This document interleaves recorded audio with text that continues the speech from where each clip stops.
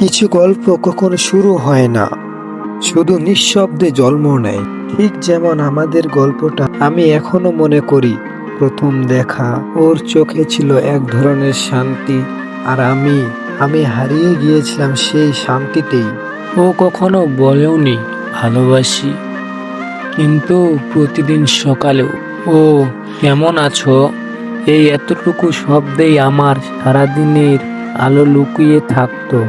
আমরা কথা বলতাম, হাসতাম, কিন্তু তার ভেতরেই ছিল একটা অচেনা নীরবতা।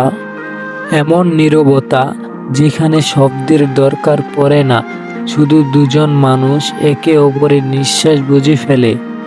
তারপর একদিন সবকিছুই থেমে গেল। কোনো কারণ নেই, কোনো বিদায় নেই, শুধু একদিন থেকে ও আর এলো না। আমি প্রতিদিন একই সময়ে তাকিয়ে থাকতাম স্ক্রিনে, যেন ওর নামটা আবার জ্বলে উঠবে। কিন্তু আলোটা নিভে গিয়েছিল চুপি চুপি। আমিও কিছু বলিনি, কারণ ভালোবাসার শেষও কখনো শব্দে হয় না।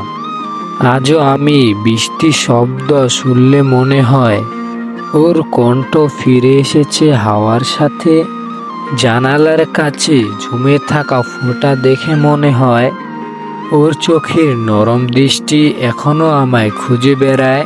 আমি জানি ও হয়তো কোথাও ভালো আছে, কিন্তু আমার ভেতরটা এখনো ওর নামেই পূর্ণ। নীরবতাই এখন আমার সঙ্গী, আর আমি ভালোবাসি সেই নীরবতাকে। ভালোবাসা হয়তো এমনই, কোনো দাবি নেই, কোনো উত্তর নেই, শুধু এক নিঃশব্দ অনুভূতি যা থেকে যায় একটা নামহীন গল্পর মতো।